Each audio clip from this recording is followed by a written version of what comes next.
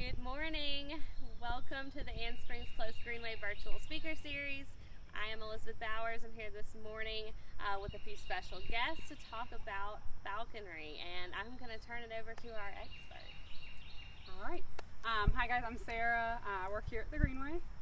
Hi, and I'm Heather Freeman, and I work at UNC Charlotte, and we're both apprentice falconers. Yep.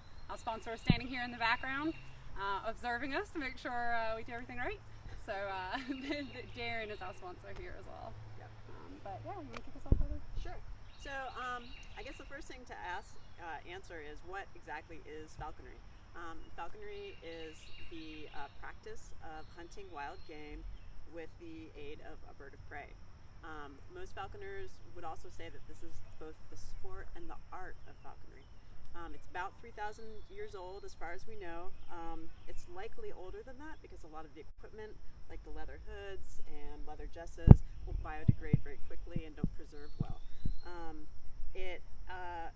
Some of the oldest artifacts we have and written records are from Egypt about 1500 BC, and then also in China and Mongolia about 1000 BC. We have also written records from India, from Pakistan, and around 500 AD is when we start hearing about it in Greece. In the ancient world, and as today, people traveled quite a lot actually and communicated quite a lot. So falconry has really spread through to Western Europe very rapidly, and there's a lot of written records about it in Western Europe around 500 Common Era into today really. There's sort of a golden age of falconry from about 500 Common Era to the early modern period, 1500. And from there it sort of declined in Europe and the West. Falconry is very often called the sport of kings, and that's because a lot of the artwork and the imagery and texts we have about falconry are in relation to how it was practiced by royalty and by the elite.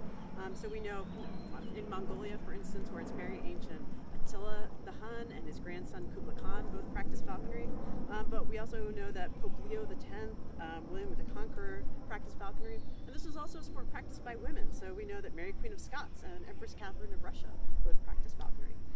I'm a little bit of a history nerd, so I had to pare this down, but we actually, because of the way historical records are kept, we often don't know a lot about what everyday common people practiced, but it's likely that they probably practiced falconry. We just don't have a lot of data on that. We do know, for instance, that the Scythians in the Mediterranean, they practiced falconry, and as a society, everybody, men, women, children, had to ride a horse, had to shoot a bow, and so it stands to reason that probably a lot of people also practice falconry. All right, skipping that into the United States. When the United States was sort of first formed, falconry didn't exist here pretty much. And there's a lot of reasons for that. Part of that goes back to that relationship back to the sport of kings. Obviously, the colonies started off, and there was sort of an antagonistic relationship to this idea of royalty. But part of it was also due to the nature of this idea of birds of prey being vermin. And so a lot of people, when they would find birds of prey, they would kill them. And in fact, this was legislated later on so that you could get bounties for birds of prey. This changed quite radically in 1918 with the Migratory Bird Treaty Act. That is one of our most important legal documents, as far as I'm concerned, in terms of preserving and serving not just raptors, but all North American birds. And this, I'm going to read what the act basically says. It says it prohibits the take, including killing, capturing, selling, trading, and transport of protected migratory bird species without prior authorization from the Department of Interior, U.S. Fish and Wildlife Service. And so this act protects everything from your robin in your garden to your red-tailed hawk. So we'll come back to how super important that is. But anyway, skipping again forward in history, like I said, falconry wasn't really practiced. In the early 1900s, this started to change, and I had to pare this down a lot, but Colonel Luff Meredith is regarded as sort of the father of American falconry, and he sort of basically got into falconry on his own as a teenager, and worked really hard to try to make this a sport and an art that more people practice. He was a big advocate for it. And then, skipping again forward in history because time, in 1961, NAFA was formed. NAFA is the North American Falconry Association, and it's our national sort of governing body of falconry. It advocates for falconry and also for conservation for these birds of prey. From the 1960s and that next decade, with all that information and that institutional body there, working with federal and states to make sure that the birds were treated well and cared for well, falconry kind of exploded. And today, falconry is practiced by men and women all across the United States and really all around the world. So one of the things to think about in terms of why practice falconry or what the nature of falconry is in relation to conservation, falconers and falconry organizations have been instrumental in conserving both individual species but also ecosystems that these species rely on. So for instance, a lot of us are familiar with the effect of DDT on peregrine falcons. And that was a team effort between conservationists and falconers to have laws put in place to ban the use of DDT. Thanks to that, the North American peregrine really rebounded. But then, events like this are also part of educating the public about how important and amazing these birds of prey are. One of the things that sometimes people get a little nervous about is they see these birds sort of sitting here tethered on a perch, and they're like, that makes me feel weird. But it's important to think about an individual bird in the context of its whole species. So Pyewacket here is a red-tailed hawk. She is in her first full summer, she's in her molt. And in the wild, anywhere from 70 to 80% of all red-tailed hawks die their first year. So if you get like 10 of these guys, really, 2 of them are going to survive. So Pyewacket, when we got her, she was in pretty good shape actually, but she had parasites and some other issues that odds are maybe she would have died. Statistically, she would have died. So when falconers take a bird from the wild, our first job, our first priority is the health and well-being of that individual animal. And even if we're never able to use them for hunting, our first job is making sure that they're healthy and that we take care of them. We do give them kind of a weird edge. In the wild, they would have died, 80% chance. And then falconers will work with that bird, get it healthy, get it strong, and then also hunt with that bird for a year or 2, sometimes longer. And when that bird is released back into the wild, it has a much better chance of survival and also of procreating. So even after a bird survives that first year, some statistics say about 20% of red-tailed hawks will die even into adulthood every year. So now the question is, what kind of impact do we actually have on wild populations? We just don't know. There's not that many falconers. And the thing with science is you need a good data set, and we just really don't know if falconry really has any kind of impact on individual birds within populations like that. But we do know that falconers have had a really big impact in making sure that there's laws in place and conservation efforts in place to protect both red-tailed hawks, their quarry, and the ecosystems which they both share. I think I'm like talking too long. We have a few questions. Yeah. First, why is the bird wearing the blindfold? Right. Okay. What is the? Yeah, we can talk Yeah, about we can probably skip around and go back into equipment. Yeah. So basically what Pyewacket is wearing is a hood. This is the hood off. It tightens at the back here and loosens. And basically, these hawks are really visually attuned. So their whole world is visual. It's about seeing things and movement. And so the minute we put the hood on, it kind of creates a safe, calm space for the bird and just helps them keep calm in new environments. Now, Pyewacket's been with Heather for quite a while, like nearly a year now. 6 months. 6 months, Yeah, okay. So she's going to be calmer. We'll bring out another bird again. She doesn't have a hood on, she'll be a little calmer as well. But especially when we first start training or when they've been out hunting in the field and they're very excited, the hood helps just calm them down a little bit. Yeah. It's important to remember that birds of prey are not like mammals.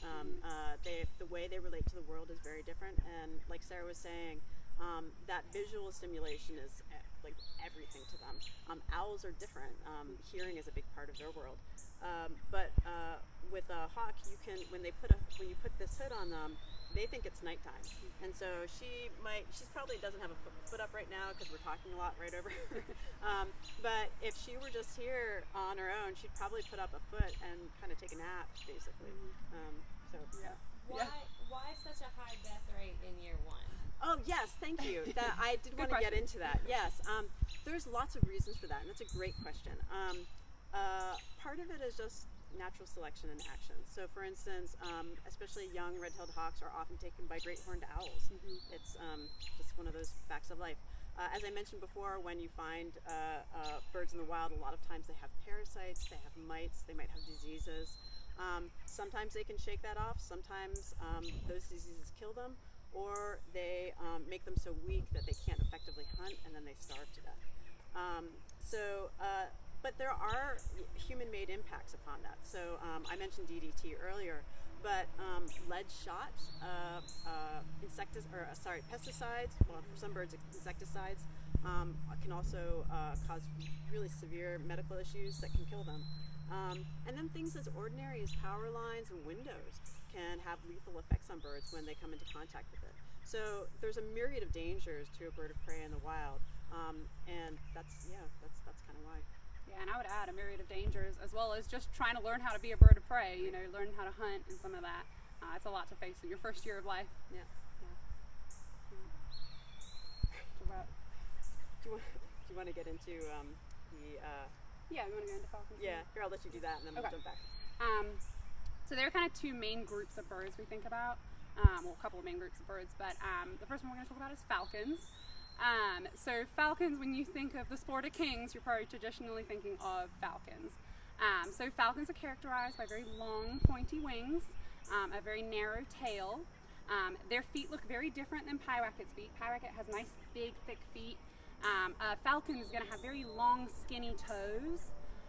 And then they also have their beak has a little notch in it, which is a very distinct characteristic of the falcon. And they also have what's called the malar stripe, which is a kind of feature they have on their face. It's a dark stripe down the side of their face under their eye. Different thoughts as to what that is for, but kind of the common thought is that it's kind of like when football players put like the black cream under their eyes to help prevent the glare. And falcons, typically, their primary type of prey is birds. They do eat other things, but birds is kind of their main source of prey.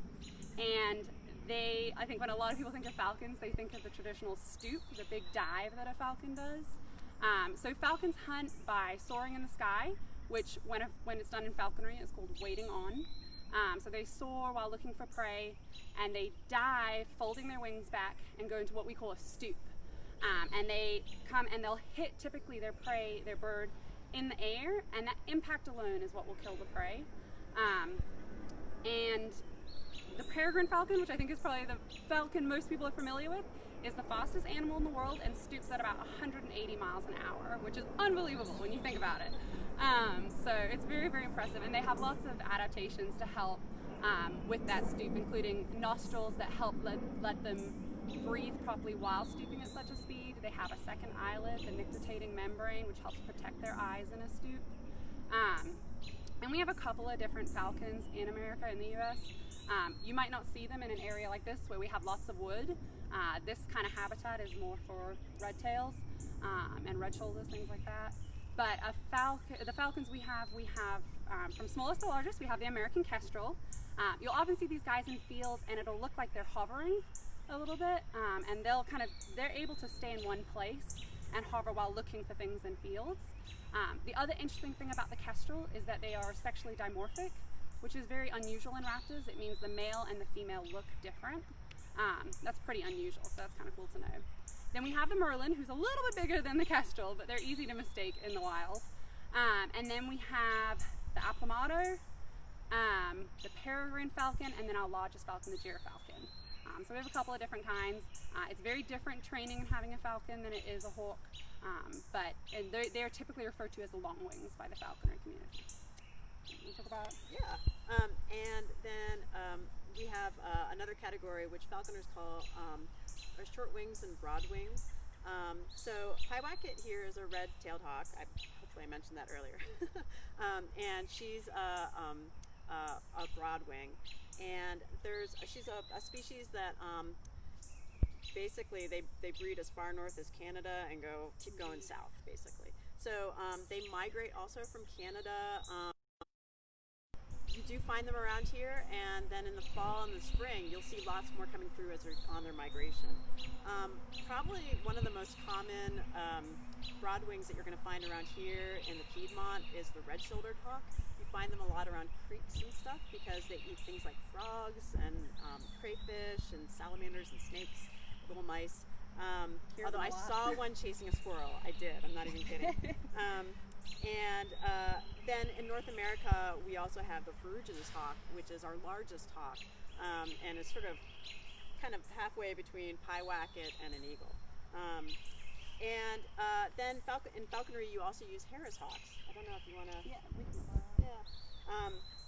Harris hawks are not native to North Carolina, but it is a bird that's become really popular in falconry, and you do see it a lot in being hunted in North and South Carolina.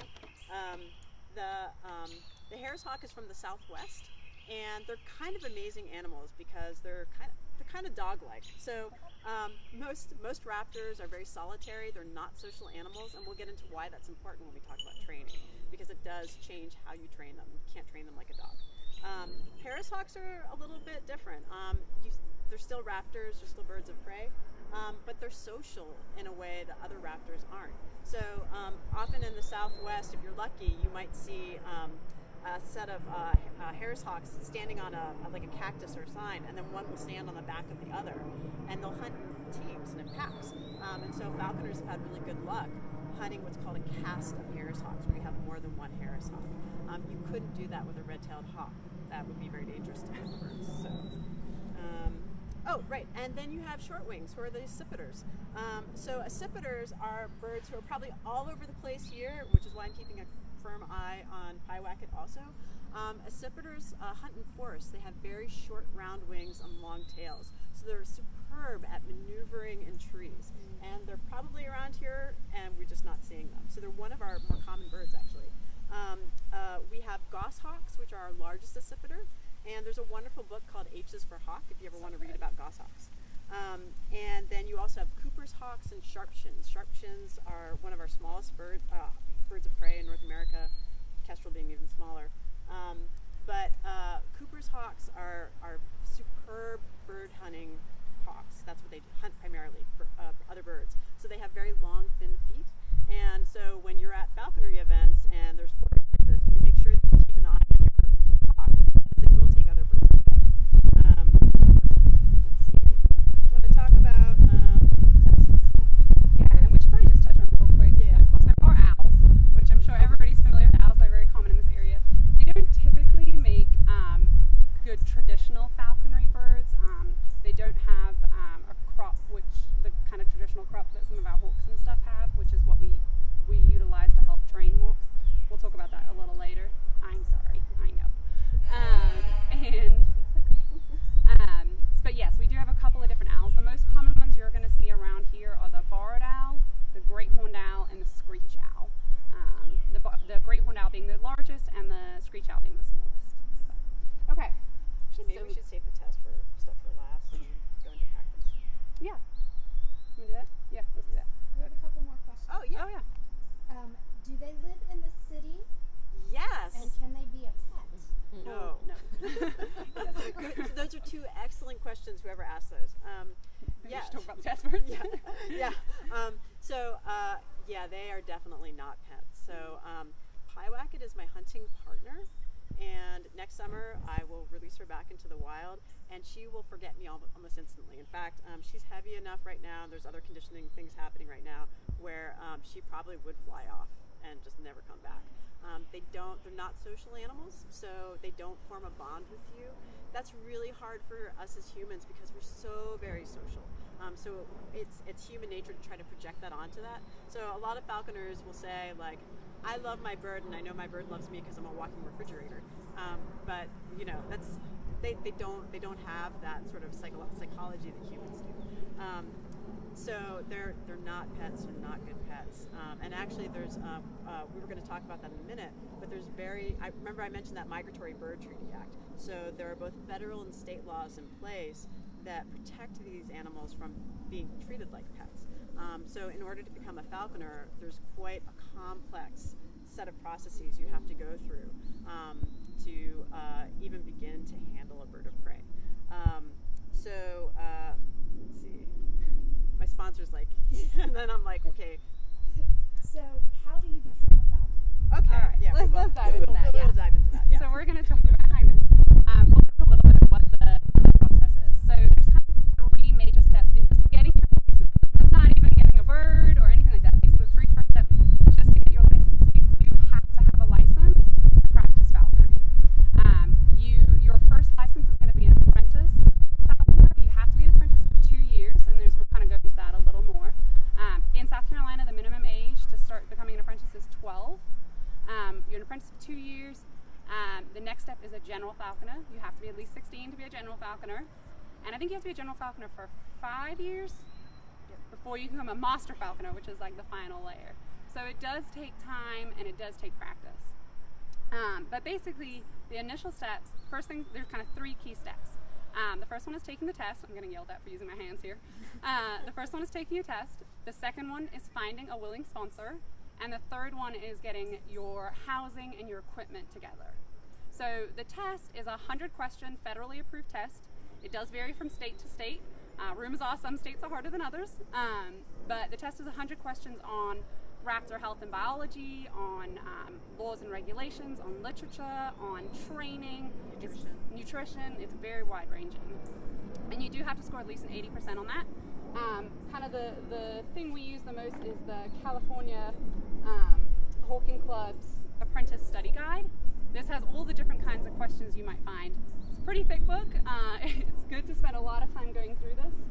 And here it differs from state to state, but it's always a good idea to have your test done before you start looking for a sponsor. It shows them that you're serious. It shows them that you're really into this, because this test is not super easy.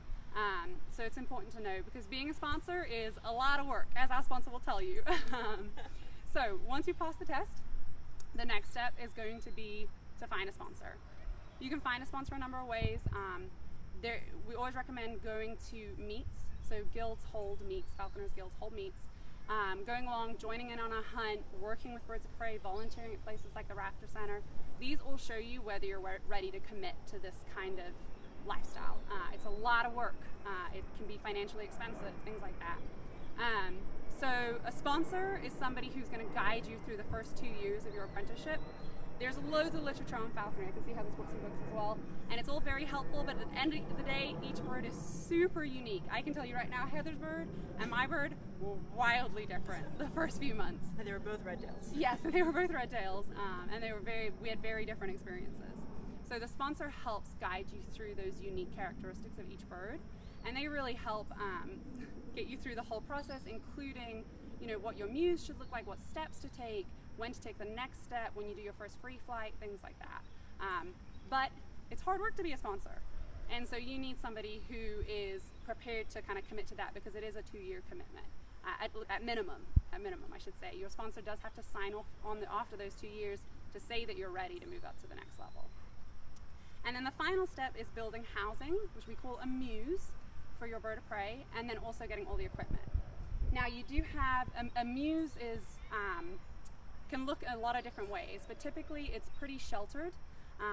It's nice for us to think that birds want lots of open space and they want to be able to see everything. As we said, that can be kind of stressful for them. So a muse tends to be a little more enclosed, but you might have what's called a weathering yard with your muse that gives the bird outside time that it needs. And then you've got all the equipment.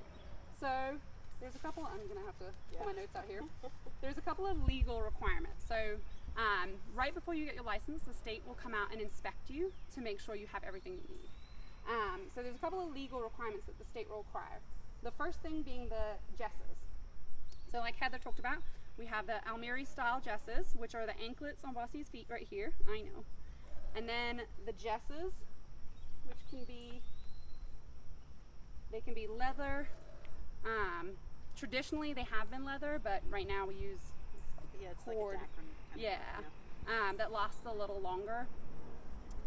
And they also include a swivel, which is this piece at the bottom here that turns as the bird turns to help stop getting the bird entangled while it's tethered or perched like Pyracket is. We also have a perch, like what Pyracket is standing on. The type of perch varies for the type of bird, but this is a great perch for a red tail. Notice that Heather has some astroturf.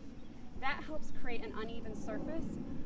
Think about if you stood on your bare feet all day long on an even surface. It would create a lot of interesting issues with your feet. So the uneven surface helps protect the bird's foot.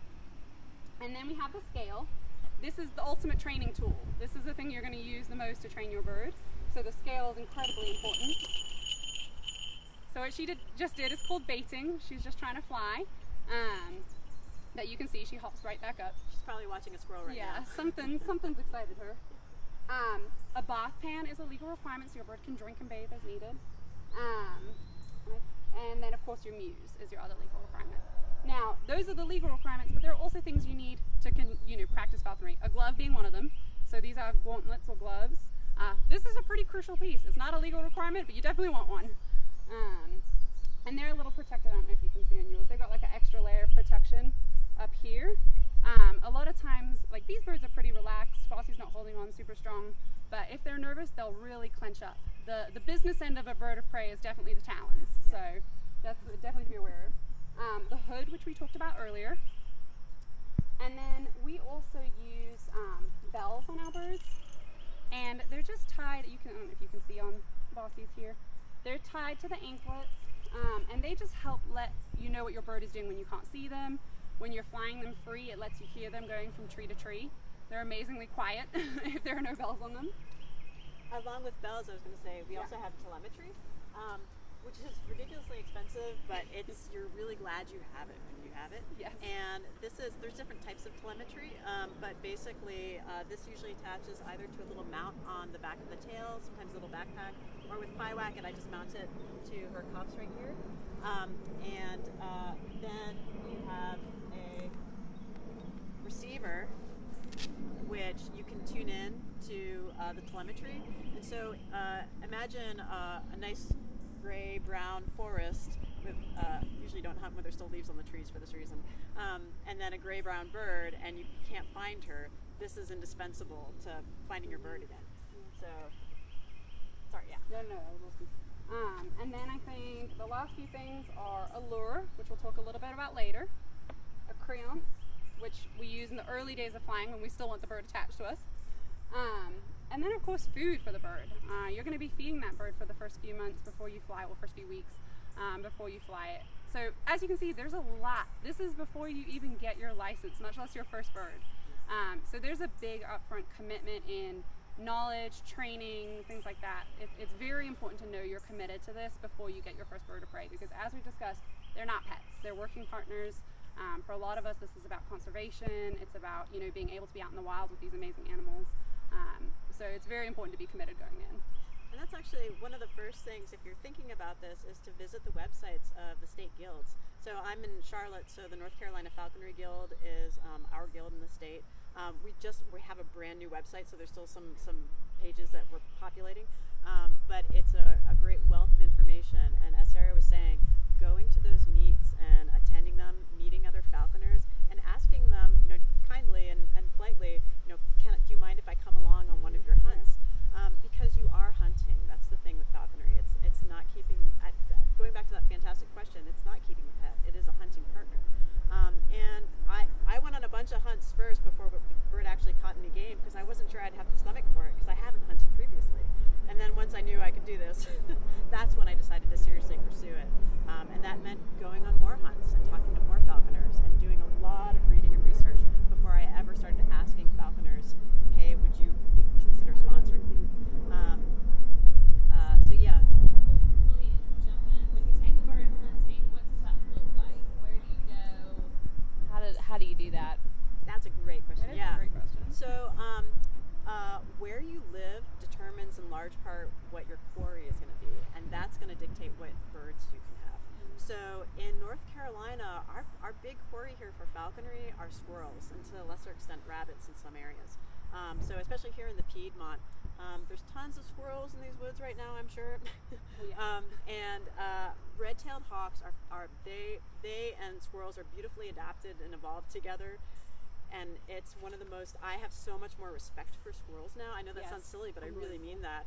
After hunting with her for a season and watching how squirrels evade them, watching that chase. It's I'm getting chills thinking about it, because the gift of falconry is being able to witness this life-death struggle that happens all the time in nature. Every time you eat, you're participating in that, whether you're a vegetarian or not. Things die in order to feed other things, and to be able to witness that as it happens between two wild animals. Pyewacket, though she's trained, she will always be a wild animal.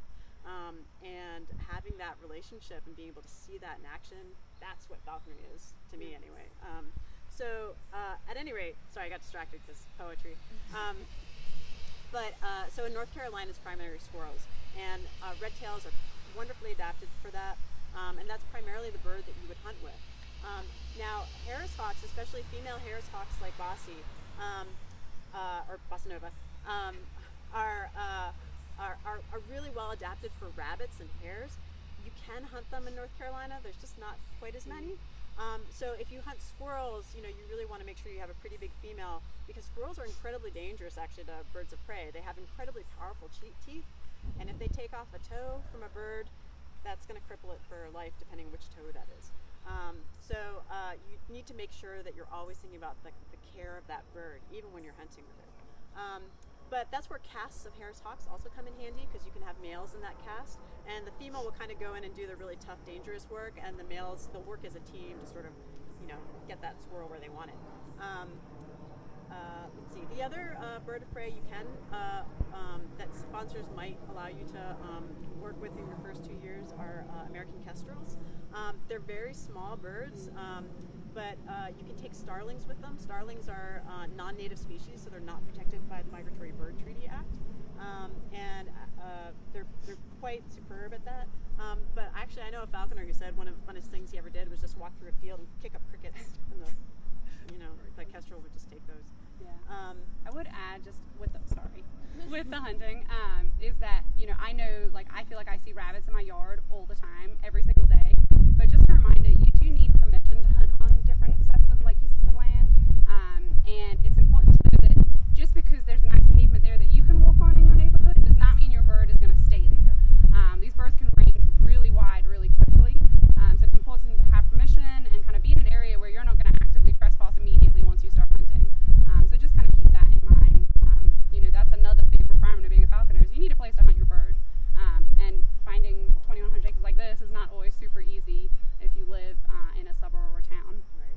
Yeah, and actually, don't be surprised if your sponsor says, before I take you on, you need to show me that you have land to hunt on.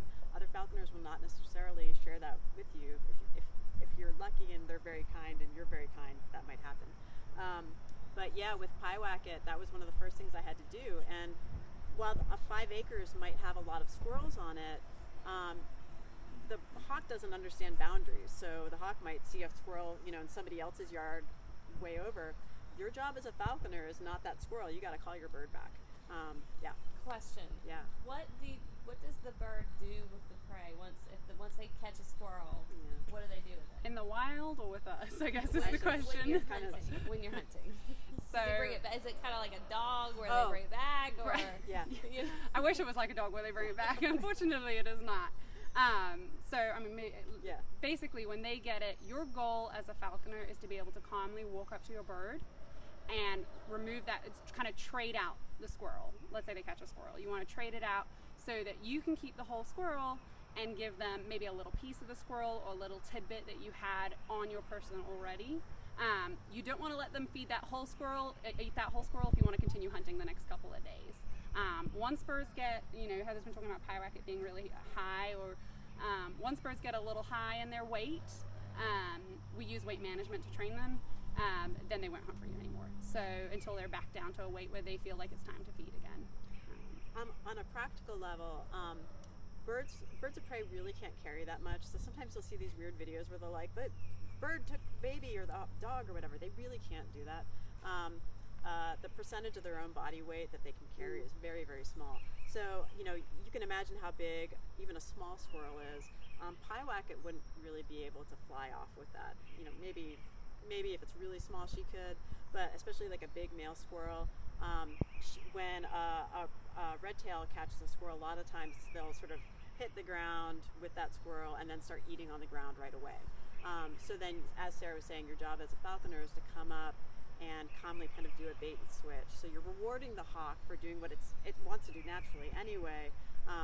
There's a practical reason for why you want to take the squirrel. One of the practical reasons is they can carry parasites, and so I freeze my squirrels for about 2 weeks, and then I feed them back to the hawk just to make sure that she's getting the best possible quality food that I can provide her while she's with me. Should we talk a little bit about training, like the initial training? Since we're kind of stepping on there anyway. Yeah. You want to talk about manning? Yeah. So as apprentices, there's different ways you can acquire a hawk once you're licensed. As an apprentice, somebody can give us a hawk that they already have legally. They can it's called transferring. You cannot buy birds of prey. But typically, a sponsor will want to make sure that you know how to safely capture a wild bird of prey. And this is what's called a BC, I'm going to butcher the word, Balshatri. We just all call it BC, Balshatri. And this design is actually from India. It's quite an ancient design. Obviously, this is a more modern interpretation. But the way this works is you have a prey animal inside. And most of them have like a double layer over it. So if I have 2 gerbils who are my pets, I love them and care about them and I want them to be okay. So there's a double layer, and that way the gerbils are inside, and when a hawk sees the gerbils, it'll come down and try to catch them, but it will never be able to get through and harm them. And then I treat my gerbils really well for a long time, and they seem to forget. Anyway, you can see there's all of these nooses on it. And what happens is when the hawk hits it, they kind of cinch up. And so as soon as you see that the hawk is kind of tangled up in this thing, you get in there really fast. And you gently put a towel over its face. So that, again, we were talking about visual stimulation. You want to keep it calm. You don't want it freaking out because it's already stressed out. So your job is to calm the bird down, keep it relaxed, untangle it quickly to make sure it doesn't get hurt. And then you begin the phase of what's called manning. Manning is a weird old falconry term. What it means is getting it used to the world of men, basically. So, I don't know. As a female falconer, it's kind of hilarious. For those of you who have had babies before, when we were talking about how much work it is, I have a 12-year-old, and I very vividly remember that first year, right, and how little you sleep. The first about 2 weeks with Pyewacket was almost exactly like having a baby again. So the first night I had her, she was hooded like this, actually on this perch. She wasn't nearly so relaxed. And I slept in the room with her to make sure she was okay, which means I didn't sleep at all, like you would with a baby. And then from there, for a couple days, I would spend about 30 minutes with her, and I'd have her on the fist and try to get her to stay on the fist, not go flying around and calm down in a very dim room. And then I'd take a 20-minute break for my own mental health, and then I go back and repeat. And you keep doing that until first she's standing on the fist and not flying around, and then you gradually start to bring up the lights of the room. So if the room is very dim, like you just have a little TV on, very dim, they can't see a lot, and so there's less for them to stress out about. And so you gradually bring up the lights so that they see more about the space that they're in. Your goal is try not to have them bait at all. And almost immediately you start trying to get them to eat, because when they're freaked out like that and they're in this human environment, they're not going to want to eat. Now, fortunately, one of the reasons why red-tailed hawks are good beginner birds is that they will not starve themselves to death. They just won't do it. That's not something that they do. There are some raptors who can do that and might. Once they start eating, then you're on your way. So with raptors, we use what's called operant conditioning. And with a dog, and there's different philosophies of training with dogs, but there's this idea of like a carrot and a stick, that you can reward them and you can punish them. Raptors, there is no such thing as punishment. Their psychology doesn't work that way. All you have is reward. So to them, everything in the world is either dangerous, neutral, and there's a few things that are good. The good things are food and sleep. That's it.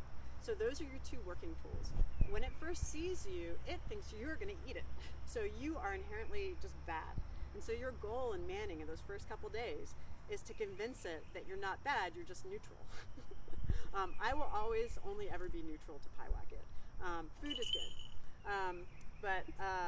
But then that process of manning, once you get that bird eating and it's sitting on your fist, then you can start to work on to the next phase, which is training. we had like very different manning experiences. Mine was rough. Yeah. And mine was just different. So I had my bird transferred to me, and she was very sick when we got her. When we talk about, you know, the primary job of a falconer is to make sure their bird is healthy. She had just about everything wrong with her that a bird can have with her. She had mites, she had sauerkraut, which is a disease of an illness of the crop. She had a torn tendon in her toe, all sorts of things. And so for the first week, 2 weeks, we had to twice a day grab her up and put medicine. Shout out to my husband who gave medicine to a hawk for 2 weeks. But you know, you do have it, and it's a very different experience for everybody, but she was unbelievably calm from day one. The first few days are always a little bit overwhelming for the birds, so they can have what we call trap shock, which is where they're just so nervous they just kind of sit there and they're not really sure what to do. But very rarely did she bait. She took to the hood, which again is the little hat. She took to the hood quickly. She was just always very, very calm and confident as a bird, which is pretty unusual. Like, that's not very typical. But I think Heather had kind of a different experience with Pyewacket. Yeah, and actually, so the hood is a really important tool for keeping the bird calm, especially when you're transporting them. This over here, for instance, is a giant hood. I don't know if that's in camera, but do I need to move it? Or? Yeah, okay. Got two full hands. And it's called a giant hood because it functions the same way. It keeps things dark and it keeps the bird calm. And so if you're driving somewhere to go hunting, you'll put your bird in the giant hood and then take it out again. Training the bird to a small regular hood is for a lot of birds of prey, not all. This is really an indispensable skill, and some birds take to it with not a lot of work, others hate it. And one of the things that I got taught, which was really true, is you just hood the bird over and over and over and over and over again until it gets used to it. Now when I hood Pyewacket, I can come in there, I can pick her up, and as soon as I get the hood next to her, her nictitating membranes will go up. And that's her little signal to me, yeah, I'm ready for the hood, and then I'll put the hood on, and then it's much easier now. But you have to, that's part of that training process. So I think we have, I was going to say, I think we have a limited time frame, right? We have a couple of minutes. So Yeah, and we take have a couple questions. Yeah. Do falcons have prey? What are their predators? Oh, right. Good question. Yeah. So typically, you know, there's not much that can catch a falcon, you know, from the ground. Now they can. I'm not saying they can't, but I would say great horned owls are probably the biggest threat that they're going to face. And anything that can get them will. Like if a bobcat can get to a falcon, I'm sure it would take it. But there's not something that traditionally typically preys on a falcon. One of the things that we were going to talk about at the end is things everyday people can do to help conserve these birds. And one thing is that if you have cats, or if you're thinking about getting a cat, keep them indoor-only cats. Cats are I have cats, I love cats, but they're incredibly destructive to native bird species, including birds of prey. So yeah, keeping cats indoors is actually a really important part of that. Yeah. Do you have another question? One more question. What's the average lifespan of a bird of prey? Yeah. Very greatly. Yeah, it varies greatly. Yeah. So red-tailed hawks in the wild, it's around 10 years. They can live much, much longer in captivity, of course. And that's factoring in that weird mortality rate that's really high in those first years. They're in captivity. There have been eagles that have lived up to 46 years, Harris hawks that have lived into their 30s. Obviously in captivity we have access to a vet and regular food sources and, you know, basic care, so they live a lot longer in captivity than they do in the wild. But like Heather was saying earlier, in the first year of life it's 70 to 80%. In the first 5 years of their life for red-tail, it's like 90% mortality. So they really don't live that long in the wild. In captivity they typically live a lot longer. What else would you share with our viewers, you know, that they can do to help support this species, and, you know, just kind of as a layperson, what can we do? Oh yeah. Yeah, I mean, I think I'm going to just start with the one that I think is so easy, and it's one that really impacts populations. If you're putting out rat poison of any sort, that is something a lot of these birds will grab a rat or a mouse, especially if they're, you know, if they're early in their life and they haven't learned to hunt squirrels effectively yet. They'll just go nab a rat or a mouse, and if you're putting out poison and they see a dead rat or a dead mouse, they'll still go to eat it, and it will affect them and potentially kill them. So, you know, if you can, please try avoid using rat poison. That really makes a big impact, and it's something simple to do at home. And if you're a hunter, if you're still using lead shot, switch to steel shot. There's other alternatives, especially with eagles. Lead poisoning is a huge concern when rehab centers get in eagles. There's also little, like, very practical small things you can do on an everyday basis. If you have a soccer net or soccer field, just putting those nets away every night, because owls get trapped in them when they're hunting prey. And actually the thing that I hadn't realized until I started learning about birds of prey is not throwing food out your car window. So, like, we used to think, oh yeah, just throw the apple core out your car window. What happens is that mice and other small animals will eat those apple cores and things like that by the side of the road, especially owls, but accipiters and falcons maybe don't, but other birds will kind of get tunnel vision focused on that prey animal, and they'll fly right through traffic and not notice the car coming. So a lot of times when birds get hit by cars, it's because they're going after prey that are eating food out the side of the road. So just don't do that. Keep a little plastic bag in your car and keep all your trash in there and dispose of it properly. That'll do a lot. Yeah, and think just generally disposing of, like, fishing line, balloons, things like that. That makes a big impact for every animal out there. So I don't think Bossy's seen a horse before. She's taken a little look.